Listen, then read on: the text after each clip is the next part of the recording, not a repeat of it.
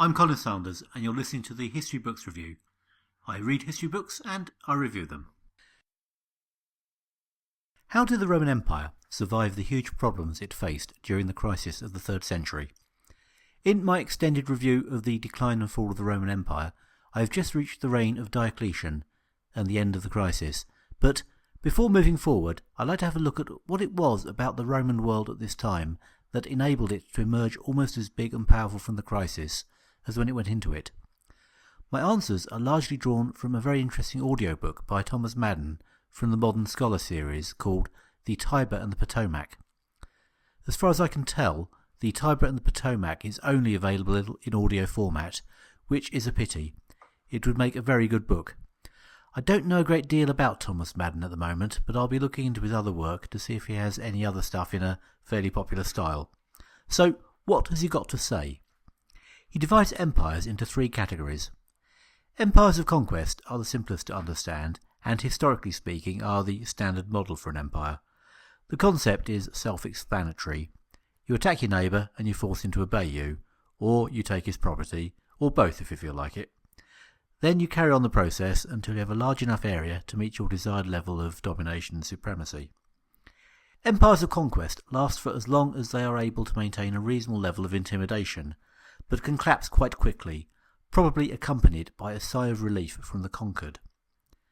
Empires of commerce are a bit more subtle. The purpose of an empire of commerce is to facilitate the trade of the empire builder. The power of the arrangement comes from the economic power of the trading country over its trading partners. An early example would be Rome's neighbours, the Carthaginians. Carthaginians did of course use force when necessary to protect their commercial interests, but even this was pretty much a business arrangement, with the bulk of the troops being mercenaries hired to do a job, presumably after some accountant had checked out whether the project was cost effective. The most familiar example of a commercial empire is the British Empire. It is worth remembering that the informal empire was quite a bit bigger than the official one. A country like Argentina, for instance, which was developed almost exclusively by British capital, was just as much in the British sphere as some of the actual colonies. Britain fought relatively few wars of conquest. There was much more fighting against trading rivals than the populations who were already there. It speaks volumes that the original conquest of India was carried out not by the British government, but by an independent entity called the East India Company. So, what kind of empire was the Roman Empire? Madden argues that it was a third kind of empire, an empire of consent. What's that then? Basically, the Romans started out as farmers living on the margins of civilization. On one side were the barbarian Gauls, who could at any moment attack and wipe out the Romans. On the other side were the large organised urban-centred empires of Carthage, Greece and Persia. These could attack at any moment and wipe out the Romans. The Romans weren't motivated by trade or ambition. Their problem was security. The problem was shown in stark relief in 390 BC, when the Gauls attacked and sacked Rome. The Romans had alliances with some of the neighbouring cities that should have ensured a common front against the enemy, but faced with a large force of ferocious barbarians, the Allies decided that they would keep a low profile and leave the Romans to face them alone. The Gauls looted the city and wouldn't go away until the Romans paid them £1,000 of gold. This disaster led to the Romans overhauling their diplomatic system. The system of alliances was strengthened and was backed up with more forceful military measures. There was also a move to extend the system further out to ensure that action could be taken at an earlier stage before the barbarians were at the gate. That's a rare, non-metaphorical use of that phrase. Madden calls it widening the horizon of security. This is the way it worked. Imagine big city A is pushing around small city B. The Romans would turn up and offer to support B in return for a binding alliance and some mutually beneficial concessions. This would highlight to other smaller cities the advantages of closer ties with Rome. Faced with the impossibility of acting aggressively and now at risk from attack by Rome itself, A would generally sign up too. As the system grew, so did the advantages of joining up. It would obviously work better the more trustworthy and responsible that Rome behaved, which is where its legalistic and republican traditions helped. If you came to an agreement with the Romans, you were entering into a legally binding contract with the Senate, rather than placing your trust in a prince who could possibly change his mind and would definitely at some point die. So, we can now interpret Rome's early rise in the peninsula of Italy as a steady extension of a system of alliances rather than the Romans simply conquering everyone else. There was fighting, to be sure, but the fighting was not to defeat and subjugate all non-Romans. The conflicts were with other potential leading powers. And the success of Rome was at least as much due to the good behaviour and trustworthiness of the Romans as to the strong performance of their army.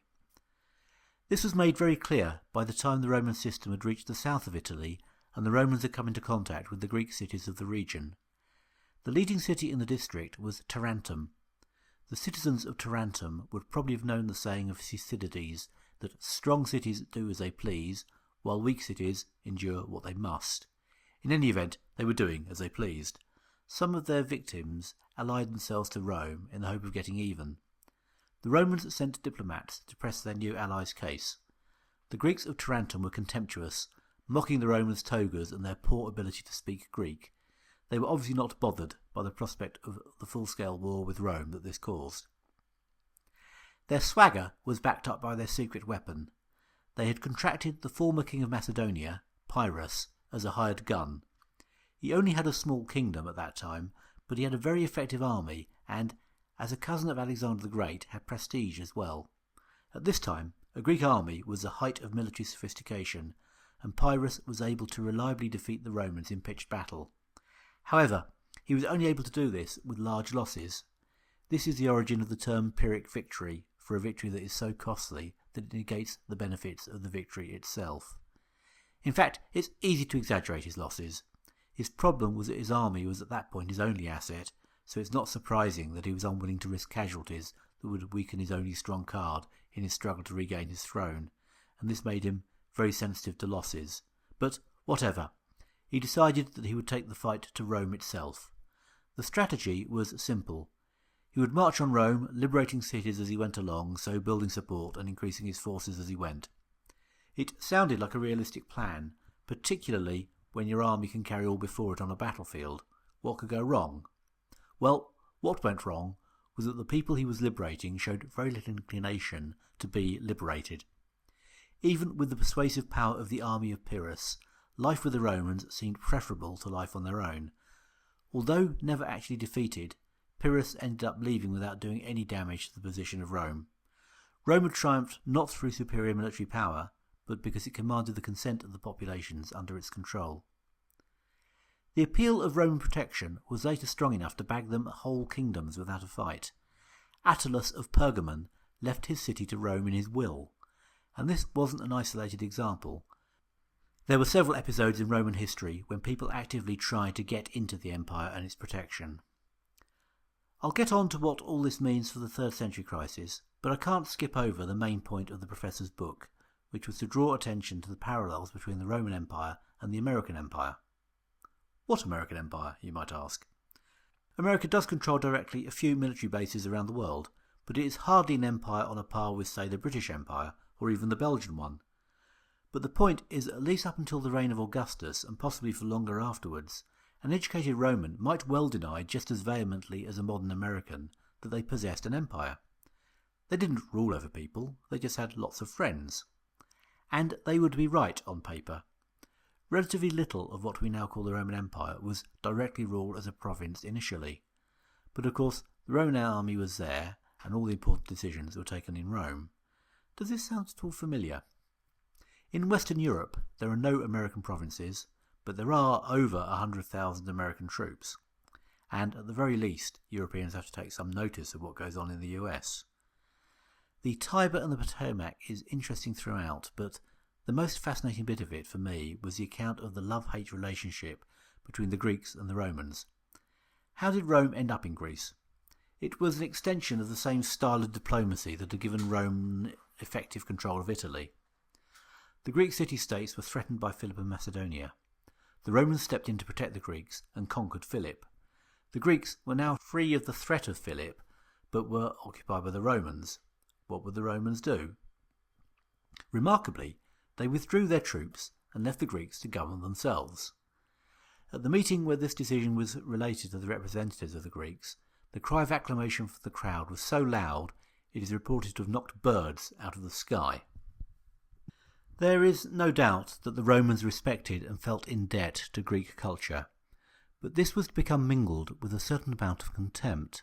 Sure, they were clever and all that. Astronomy, mathematics, philosophy were all very impressive, but at the end of the day it was the down-to-earth, common-sense Romans who were actually running the show.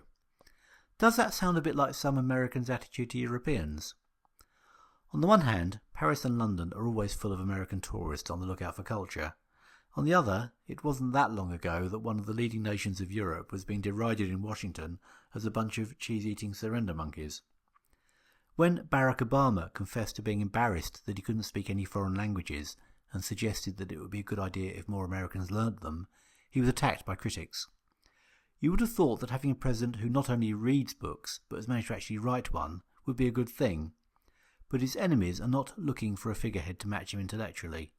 At time of writing, the best-known American politician after Obama himself is Sarah Palin, who seems to play on her lack of sophistication and her homespun values. Mystifying as these attitudes are to a modern European, the plain-talking, go-getting Romans would probably sympathise with them. The ambiguity of the relationship between the Greeks and the Romans worked on both sides. The Greeks' gratitude to the Romans for saving them from Philip did not last long. Another threat arose. Antiochus of Syria attempted to invade Greece. He was rapidly pushed back by the Romans, who proceeded to push him out of Asia Minor and organise the Greek cities there along the same lines that they had already done on the Greek mainland. But by now, many Greeks sided with the enemies of Rome, and in Corinth some Roman soldiers were killed in anti-Roman demonstrations. Corinth is of course a long way from Syria. The Greeks who lived closer to Antiochus were a bit more pro-Roman. But the Romans were fed up with the attitudes of the Corinthians and sacked their city, this in 146 BC. Corinth itself was smashed, but other Greek cities were allowed a nominal independence, so a lot of Greeks found themselves as allies of Rome. On paper, they had the option of withdrawing from the alliance and making their own way in the world, but the plain fact was that the Greeks were in no position to do anything about the Romans. The Romans generally didn't give the Greeks a hard time, and indeed went to some trouble to soothe their battered egos, and in reality the Greeks were better off inside the Roman sphere than they would have been outside it, but they didn't get the option of choosing. It all sounds very much like European anti-Americanism. It wasn't hard to find people willing to criticise the US, even at the height of the Cold War in Western Europe. De Gaulle was able to pull off getting France out of the military wing of NATO without any trouble from French voters. France is a fair way from Russia in the same way that Corinth was pretty far from Syria, but the reality was that not many Europeans would have actually preferred to fall under the influence of the Soviet Union instead, which was the actual choice. So the parallel between the way the Roman Empire came to be and the way an American empire seems to be forming is pretty close. I was reminded of this analysis when following the coverage of the latest round of defence cuts on the Royal Navy. The navy that Britain will have when the axe has been wielded is hardly worthy of the name of a navy. To all intents and purposes, a country that once ruled the waves will barely be able to patrol its own shores. But it makes perfect sense. What, after all, could be done with a navy the size it was at its peak in 1945 with 950 ships? It would still not be enough to challenge the US Navy, even locally. The US will not allow anyone to attack Britain, nor would they allow Britain to attack anyone else, so why pay to fund a fleet you can't use? So that is the Pax Americana. The overwhelming military superiority of the US makes the world a safe place, particularly if you're an ally of the US. In fact, if you're an ally of the US, your best option is not just to not build your forces up, you're better off with the minimum you can get away with. I think the Irish are the ones who take this furthest. The Irish army is less than 10,000 strong, and with no tanks and little artillery, would probably struggle to beat off an attack by Narnia. But an attack by anyone else seems hardly more likely. The Pax Americana is very similar to the Pax Romana of 2,000 years before. The provincials inside the army soon realised that there was no longer any need for them to bear arms. The legions would keep the barbarians out. The nominally independent states tended to become colonies in time, but this was just an acknowledgement of reality. The decisions were made in Rome, so if something needed doing, that was where they went to get it done. Roman citizenship was gradually extended first to Latin allies, then to other Italians. As the empire grew wider, cooperative provincials were rewarded with citizenship as well. More and more people came to have a stake in the empire. The end of the Republic must have weakened the trust in the empire to some extent. The power wielded in the hands of a single man, who at least potentially is above the law, is not as reliable as the legally based Republic. But, even so, most of the building blocks of the Empire of Trust, particularly the army, were still in place. By the reign of Caracalla, citizenship was already very widespread. He took the logical next step of giving it to everybody. So, by the 3rd century, it was quite feasible for large numbers of people to think that it was their empire. If they worked hard and acquired wealth, or joined the army and did well, they could aspire to become senators or even an emperor. And there was no alternative to the empire either. Religion was not at that time a huge motivator. Political ideologies and nationalism were not yet known either. So there was no reason to oppose the empire, and in a world still full of barbarians, every reason to support the regime whose legions could defend you. So, despite the huge blows that the empire suffered in the crisis of the 3rd century, there were pressures that were pushing it back together again. It offered peace and security in a dangerous world, and, with a good emperor, it also offered justice, free bread and top-notch low-cost entertainment. What's not to like? The Roman Empire proved a lot more resilient than any observer would have predicted. At the end of the day, for all its faults, people liked it. I wonder if the American Empire will prove to be as surprisingly tenacious. Thanks for listening to this episode of the History Books Review. Next episode I'll be getting back on course with the decline and fall of the Roman Empire and looking at the rather remarkable reign of the Emperor Diocletian.